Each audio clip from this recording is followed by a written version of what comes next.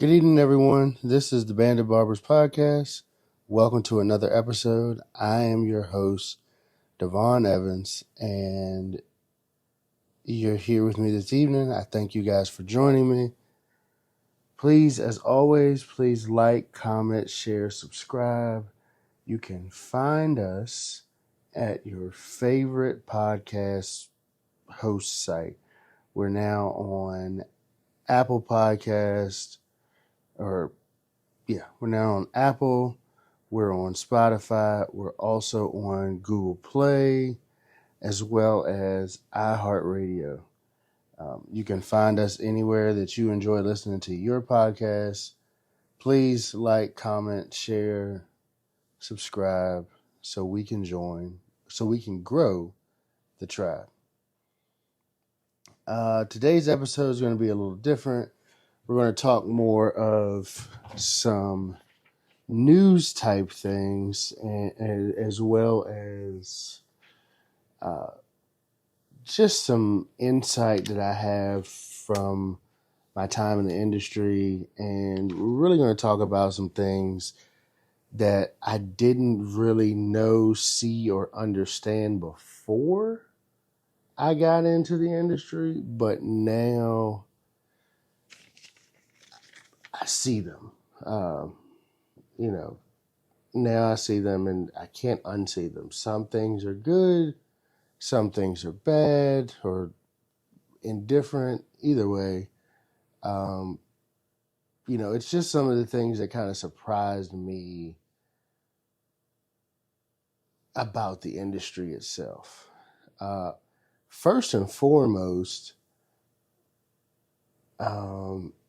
I've been in and around the barber industry for a long time.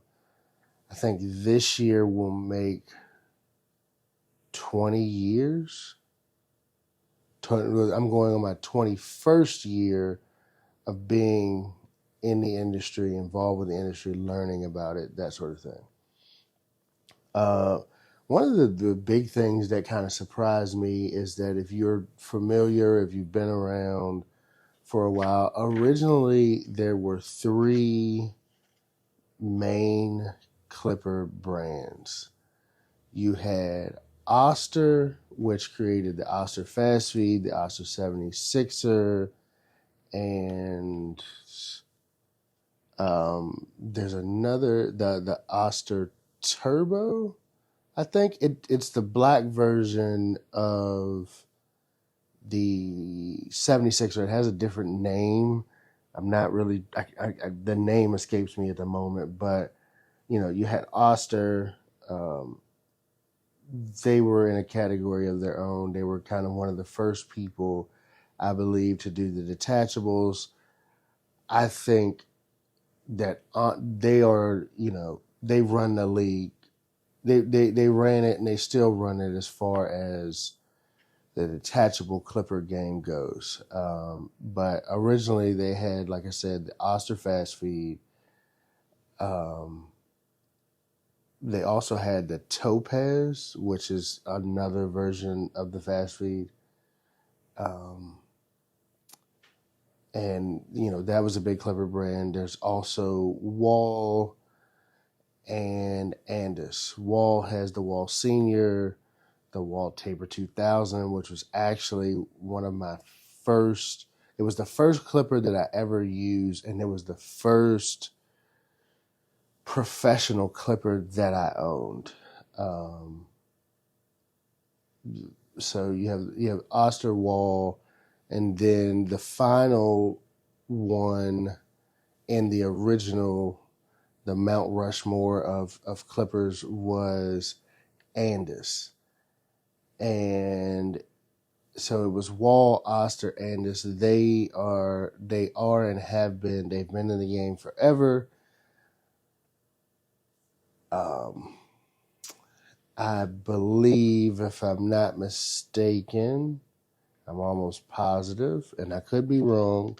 So my fact checkers, if you want to quote, and if I get this wrong, if you want to quote and put it in the comments or whatever, please listen. I didn't take notes on this. This is just kind of from memory, but I believe that motorized clippers that we have today are all thanks to Andis and the founder of Andis creating the first motorized clippers. He was a machinist who, in his part time and his off time, he built a motorized clipper. So all of these, cordless, corded, whatever you want to call it, they wouldn't be possible if Andis hadn't invented and patented those clippers. So they're great clippers. Now, the surprise to me is how, while Andis, Wahl, and Oster were kind of the founders of the clipper industry, they were surpassed, and rather quickly, if I do say, they were surpassed, and the first company to really jump out and really give them really give them a competition would be Babyliss. And if you know anything about Babyliss, if you're a historian in the sort of the barbering industry, you would also know that Babyliss was a very familiar brand that we all knew before is a subsidiary of the all famous Conair brand. Now, I'm not going to give you my opinion on Conair and Babyliss. I'll keep that to myself. But Babyliss then came in probably 7 years ago, and they have dominated the market they have dominated the market. They are still very relevant as far as the market is concerned with their innovations as far as their clippers, their trimmers, all of those sorts of things. They have done a lot especially in the cordless community. They were one of the first ones to really get cordless right. But the industry as a whole, once Babyliss came in and got a hold of it, they did their thing, and then it was like there was Babyliss, and then Wahl tried to do, did some of their stuff, and Andis did some of their stuff. They did those. Oster was the last one to really get into the cordless game, but they eventually came in much too late, in my opinion. I will give you my opinion on that. Oster jumped in, and it was way too late for them. They had done some other cordless clippers. I own some of them. They were not anything special. And from the people that I know that own cordless Osters, such as the cordless fast feed, not a huge fan of it. Not a huge fan of it at all. But it's neither here nor there. Once Babyliss came in and kind of courted the market in the cordless clipper game, like I said, the Mount Rushmores, they followed behind, but they followed behind slowly. And it was too slow for the older barbers to handle. Many of them either stayed corded, or they went cordless with some of the other ones, such as Babyliss. Babyliss had about a 2-year stint, maybe 3, where they were really just untouchable. I don't know what their sales looked like at the time, but it was like Babyliss came out and they dominated the market in such a way, it was like a Jordan shoe collector. It just, everybody had them. Everybody wanted them. They did the influencer thing and all those sorts of, they just slapped pretty colors on all on their clippers, and they just put them out and out and out and out and out and out and out. So Babyliss did that, opened up the opportunity, and then you just were flooded with Clipper brands. You were just flooded with all of these brands that have come out with very high quality products. So companies such as JRL, one of my favorites right now, Caliber. You've got Stylecraft. You've got Gamma. You've got JRL, Stylecraft, Gamma,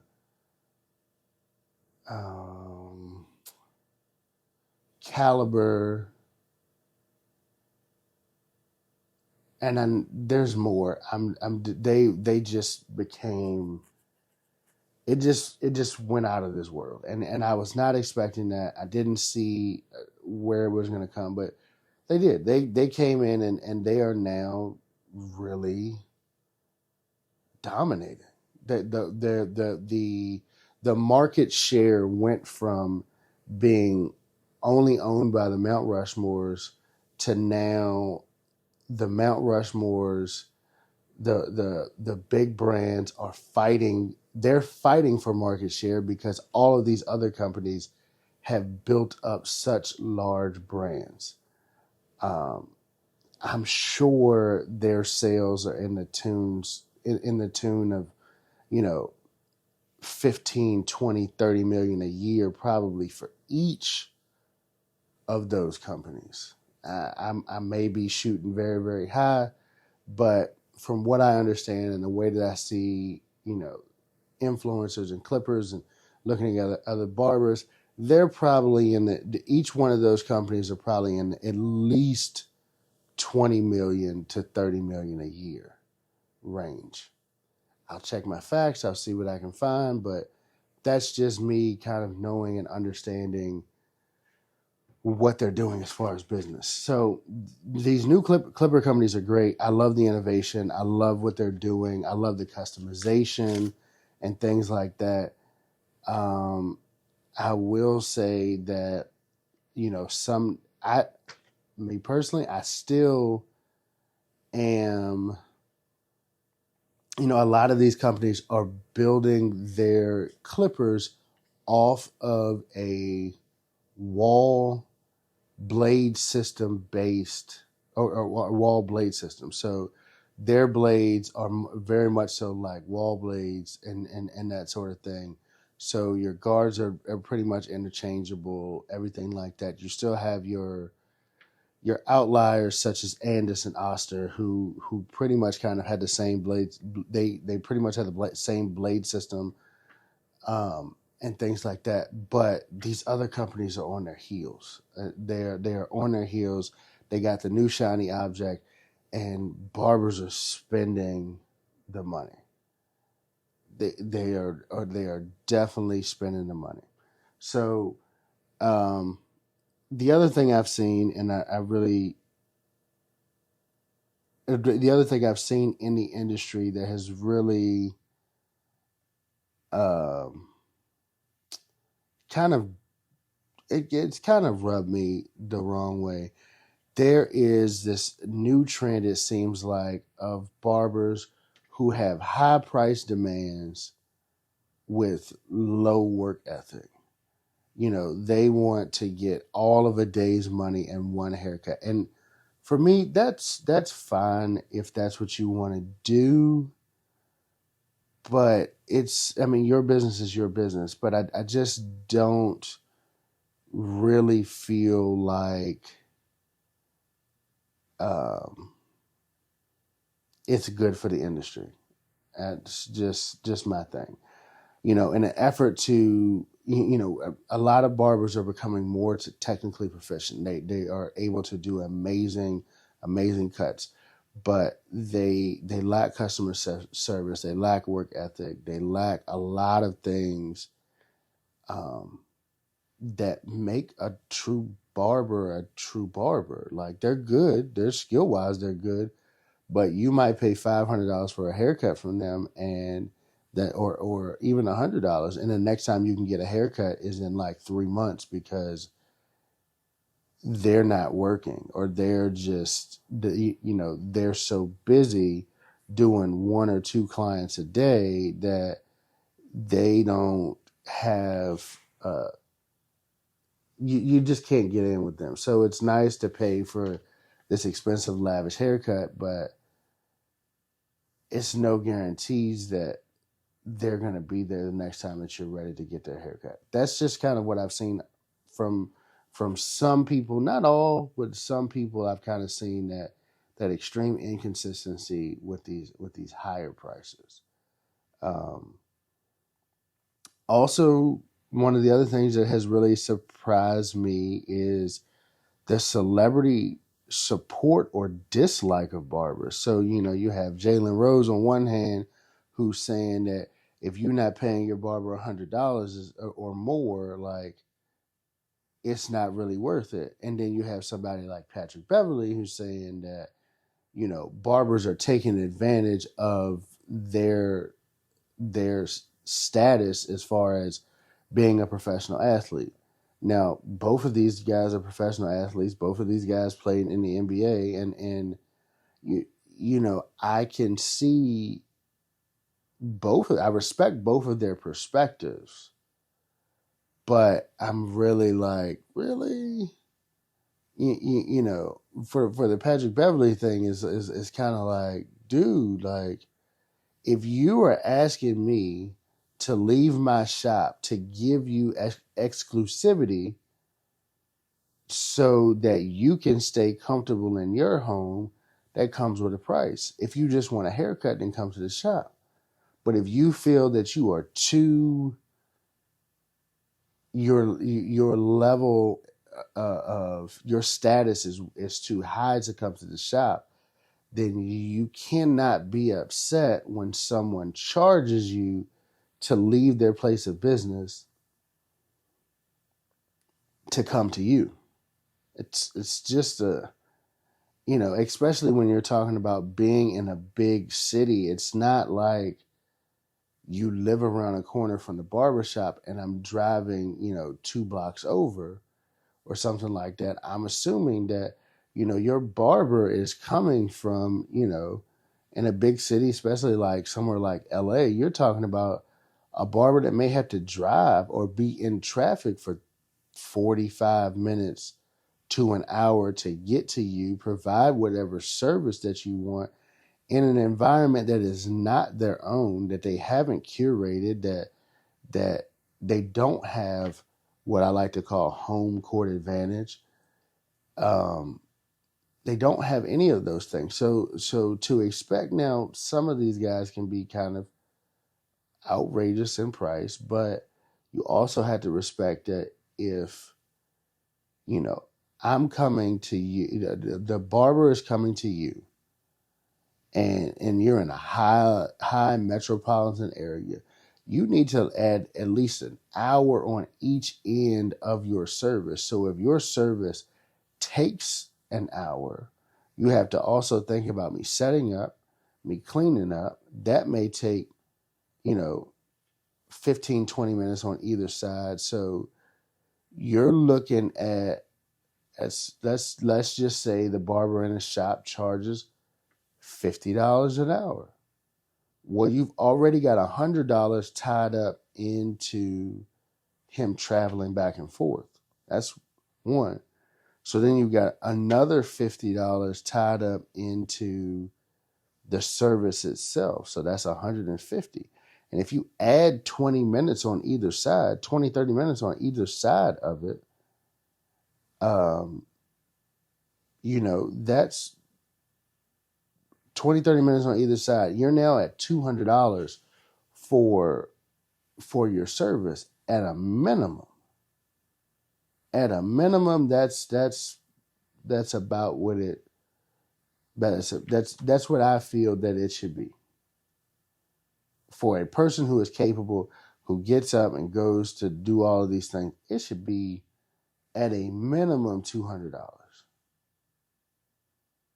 So, just understand that the celebrity support and dislikes of barbers is interesting. It's very, very interesting. Um, we kind of already touched on this, but I'm gonna talk about it anyways. The one thing that has consistently surprised me in the industry is the lack of work ethic in of talented barbers. People who are talented, very, very good at cutting hair and things like that. They provide a great service, but they, like I said, they either don't want to work, they feel like they're working for pennies, which they could raise their prices, but because I'm not consistent enough, does it really demand that I raise my prices just because I have skills? You can look at YouTube and all of these other places. There's always a comparison video of someone who charges an exuberant amount of money and someone who charges $15. And for me as a barber, if you found the right barber who's charging $15, they can put out a very good quality haircut, uh, the same as someone who's charging $150, $200 to sit in their chair. Put out the same quality work. And, typically I will say this, those barbers who are charging those higher prices their shop generally provides a different experience than that of a $15 neighborhood barber that's in between the bodega and the liquor store. It's just the truth. They do. So the lack of work ethic for a lot of the talented barbers just kind of blows me. Like it just kind of makes me sad because I'm like, the one thing about the barber that lacks work ethic that usually upsets him is that the person who doesn't have as much skill as them but is consistent in showing up to work, consistent in being at work all day, consistent in growing and getting better, while the talented barber sits and complains about his chair being empty, the less talented barber at the time will catch up to and or surpass the barber who was talented when they came in. And they're frustrated because they're like, why is so and so doing so much better than me? Sorry, guys. Why is so and so doing so much better than me? And the reason is they're consistent. They're there. They're present. It's if you compare it to anything, it's like a person who is naturally strong, who can go in the gym and bench 300 pounds without a question, but he doesn't work at getting stronger, while there's a person who starts out who's scrawny, small, not a whole lot of meat on his bones, uh, anything like that, who is in the gym, an hour a day for years at a time. That really strong person loses um, his competitive edge as the person who wasn't as strong as him continues to grow, get bigger, faster, and stronger. And the only person that the barber can blame, or the strong guy can blame, is himself. Just like the barber, the only person that the talented barber can blame because of his situation is him. Can't blame anyone else. He can't blame the guy who worked his butt off to get to where he is. So to all the talented barbers out there, which I'm gonna be honest with you, probably aren't listening to this podcast because they've reached a level of elevation that's been that something like this is beneath them. Rude, I understand, but I'm just saying, for the talented barber out there, like, if you are listening, I'm just gonna say this: go to work, stay at work, be consistent, grow your clientele, show up to work on time, do what you're supposed to do, and you will regain your levels of dominance if that's what you want. But listen, you have to understand this business is a community based business.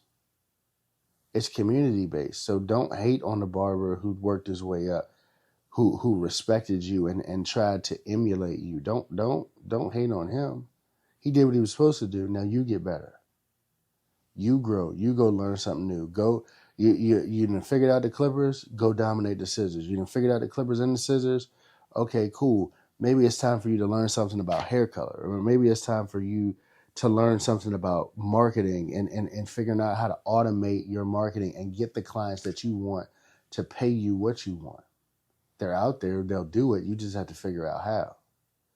But standing strong on your skill set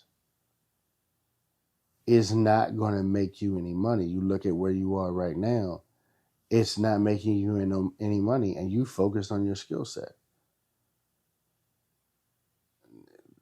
Hate to be the bearer of bad news. Sorry, I hope I didn't hurt your feelings, but that's the truth.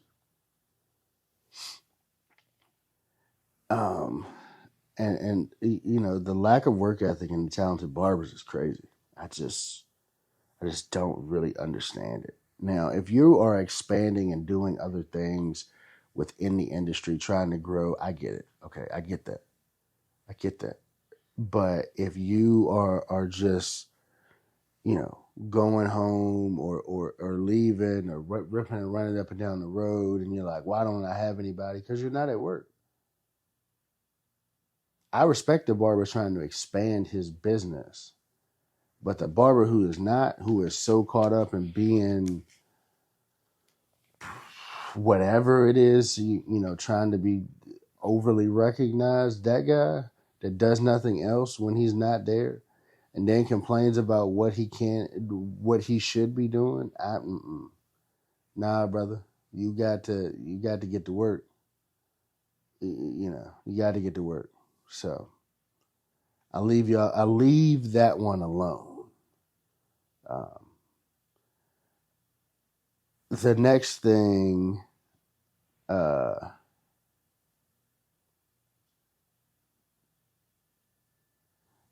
next thing I'll say is that really surprised me is the people who look down on barbers, who typically want to be barbers or believe because they have a few people that they are on the same level as.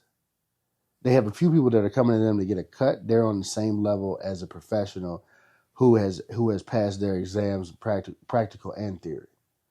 Like, listen, if you're listening to this and you're somebody that wants to be a barber, you have to understand that there is levels to this. And even if you're a guy that started in the garage, you really gained a great skill set and all of those. If you are that guy,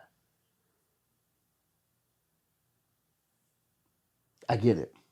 I get it. I can respect what you're doing,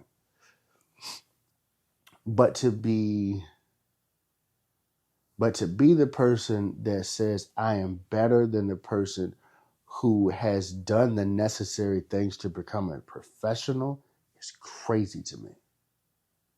It is absolutely crazy to me.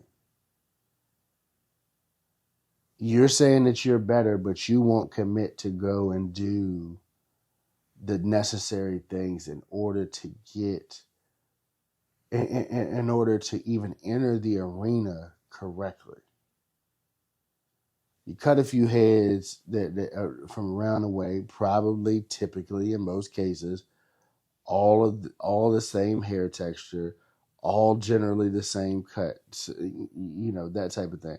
So you've mastered a taper fade.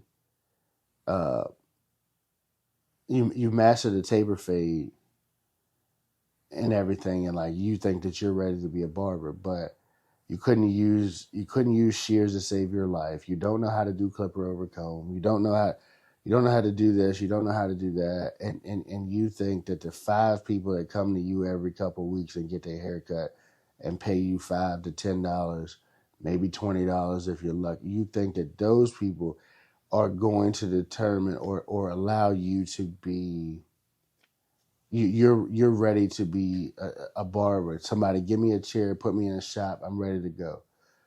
I hate to be the bearer of bad news, and I'm just going to tell you this. That's not how it's going to work. And I'm telling you this from experience. It's not how it's going to work.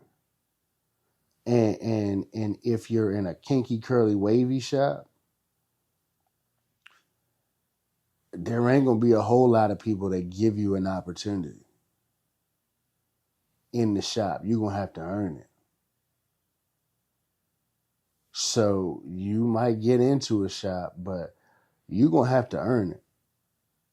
And kinky, curly, wavy clients, typically, they got like a starting 3 for barbers. They got one barber, they got their barber, their guaranteed barber. They may have one more barber within the shop that they'll go to if their guaranteed barber, their number one barber isn't there, maybe on vacation, sick or whatever. They got another one that they'll go to. And then the third one typically is not in that shop. He's probably somewhere else, probably his old barber before he found this new guy that became his number one barber. It's typically kind of how it goes.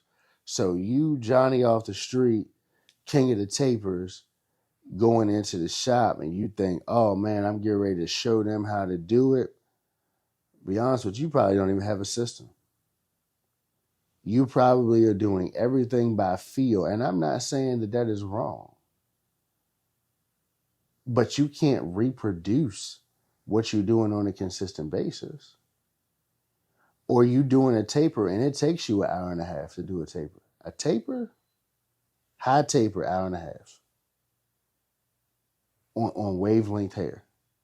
Please, stop it. Stop it. Don't skip the process. Don't think that you can skip the process because you picked up some clippers from Sally's, which were probably, I'm going to leave that alone. You picked up some clippers from Sally's and you practiced on a couple of your friends. You got real nice with it.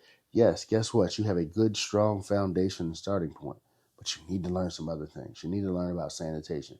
You need to learn about color. You need to learn about facials. You need to learn about shaving. You need to learn. Don't skip the process. Don't skip the process, and don't even go to a school and think that like these things don't apply to me. The only thing I'm gonna learn is what I need to be able to take care of my 5 people. You went to school to grow it to more than 5 people, not to look for the 5 people that want the same haircut. My haircuts generally are not the same all the way around the board. I'll have a taper day where it seems like all I'm doing that day is cutting tapers. Then the next day I might have a scissor day or a shear day, and everything I'm doing is a whole lot of shear work. And then I might have another day, and you got to be ready for all of those things, all those different types of things. And you can market and curate your customer clientele to be what you want to do or what your strong suit is. But if you're going into a shop environment, you are not going to be able to do that. Typically you're going to cut some different heads. You're not going to get the creme of the crop clientele in that shop to sit in your chair right away. You may, if you have a barber who's nice enough to be like, oh no, go ahead and take care of my man's. But if it's his clientele, you're looking for a handout. Now you have to have the skill set in order to provide quality services to everyone who enters the shop. So with the disrespect of thinking that you can do what a professional who has been trained and done all the necessary requirements to do, is somewhat disrespectful. I'm not saying that you can't do it. I'm saying that it's a process to it to get to the next level. And the process can't be rushed. It just can't. It really can't. You're going to have to put in a lot of repetitions in order to grow and become that next level thing. Um,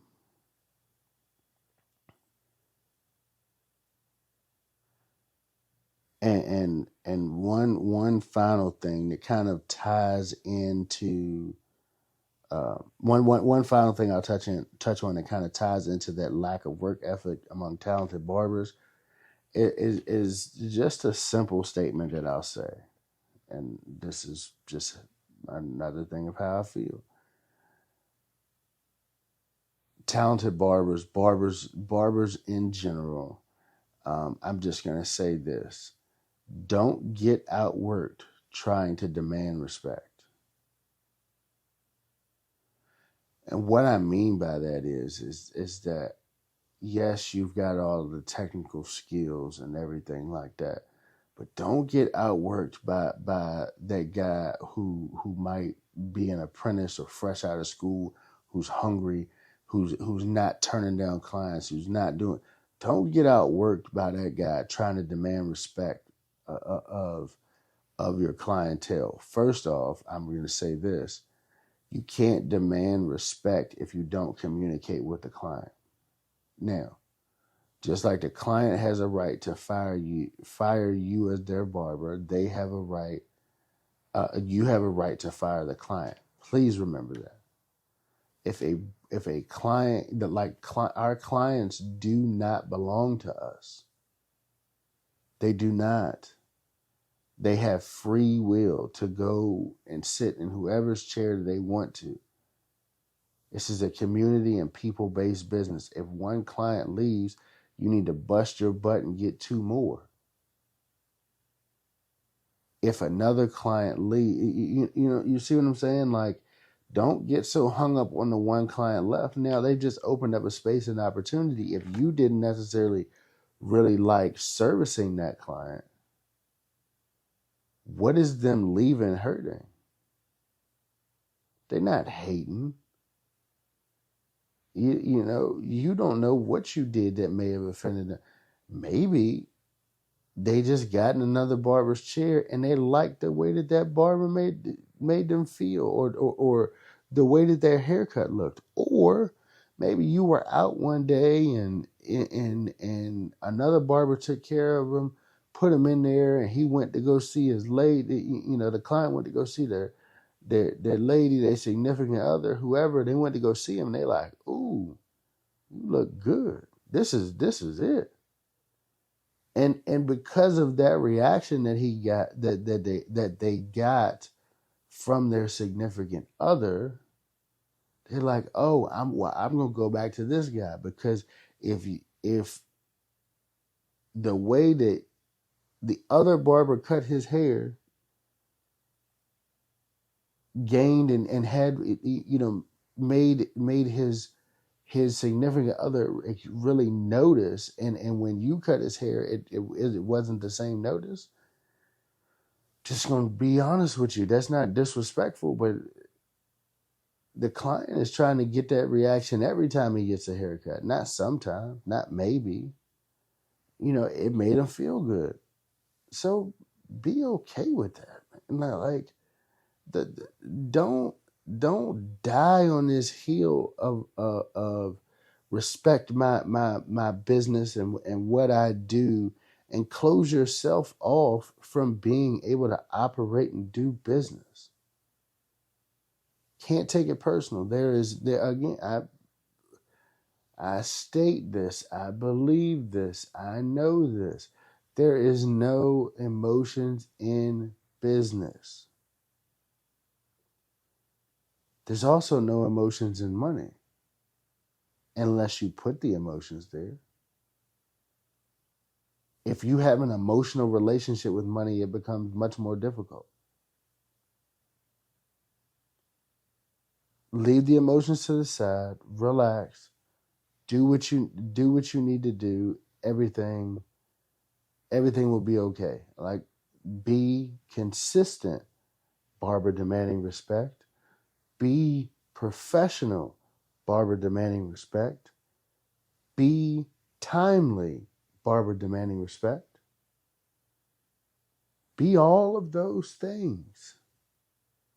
Okay? You want the respect? Earn it.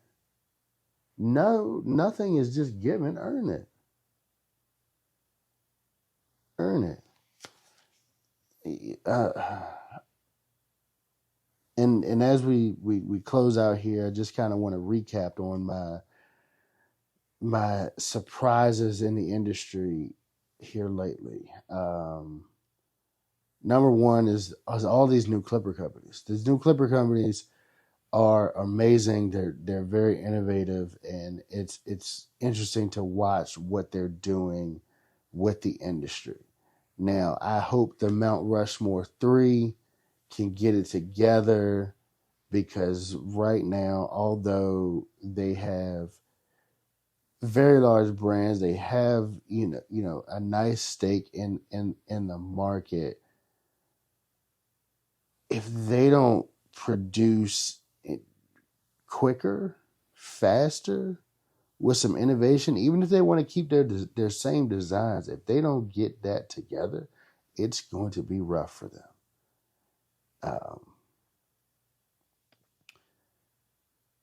Also, we talked about it, the high price demands, low work ethic, or low demands, and uh, or even the low demands with these high prices. Just not a good look. Not a good look. Find the sweet spot. Go to work. Be consistent. Don't try to squeeze the market for all the money that it can, so you can work as little as you possibly can. And this is talking about initially, or people that are trying to build clientele, not the celebrity, not necessarily really the celebrity barber or anything like that. I'm talking about Jimbo in his shop who been cutting for a year, and all of a sudden he's ready to charge $100 a client. Not good. Not good. Recheck. Think about what you're doing. The celebrities, next on the list is celebrity support and dislike. Interesting dynamic. Interesting dynamic. Really interesting to watch. I look forward to hearing more from either side, because I'm sure Jalen Rose won't leave it alone, and I'm sure Patrick Beverly is not going to leave it alone either. They're going to talk about it, because those were some of the biggest things on social media I've seen, and it's around barbering that I've seen in a long time. Next on the list is the lack of work ethic in talented barbers. It is what it is. That lack of work ethic. Now, although I understand it, it's more as a generation as a whole. I'm really just talking to barbers. So that lack of work ethic, coming to work, when, how, whatever that you do, like that's not it. That's not it. Get consistent, grow your clientele, manage your clientele so that you can, be able to do things. But if this is your income source, you have to go to work to make money, because if not, you're not making any money. Like, you're not making any money if you're not there. If you're a young shop owner, that's a totally different story. I'm talking about the individual barber. Hold yourself accountable, show up, do the things you need to do, and work it out. One day you may be able to do it, but you shouldn't spend more time in a week out of the shop than you do in the week. You just shouldn't. The next point on our list is the people who look down on barbers who typically want to be barbers. Like, if you want to be a barber, go to school, find an apprenticeship. Like, it's just that simple. Don't hate on barbers who are trying to figure it out, or who are working to figure it out, who are in a shop and doing the things that they need. Don't hate on them. Leave them alone. Leave them alone. You want to be a barber? Cool. You know the ways to do it. Look up your state's rules, figure it out, find a way, get to it. You want to be a barber, prove that you want me to be prove to me that you want to be a barber by doing the necessary things to be able to conduct business in a professional and licensed way. Just do it. And final thing for today is, listen, don't get outworked demanding respect from clients and others around you. If you haven't done the work, if you're not at work, if you're not doing anything like that, don't demand respect when somebody goes to someone else because you didn't answer their phone calls for months at a time or weeks at a time or at all. Don't demand. Don't do that. Don't do that. Don't deflect off of your involvement in your current status. You are the best you are because of what you have done and what you choose to do. That's where the best you comes from. So the best you needs to improve to see growth. Just point blank, period. Point blank, period. I really appreciate you guys coming in, sitting with us for a little while, and talking about the surprises, the recent surprises to me as far as the industry is concerned. Please, if you enjoyed anything that you heard today, like, comment, share, subscribe on whatever platform you're listening to this on. We are now on Spotify, and we're now on Spotify, iHeartRadio, Apple Music, Google Play. We're now on all of those podcast sourced or podcast hosting sites. Please go check us out. Tell us what you think. Like, comment, share, subscribe so we can grow the tribe. I'm your host, Devon Evans. This is the Band of Barbers podcast, and we're out of here for the night.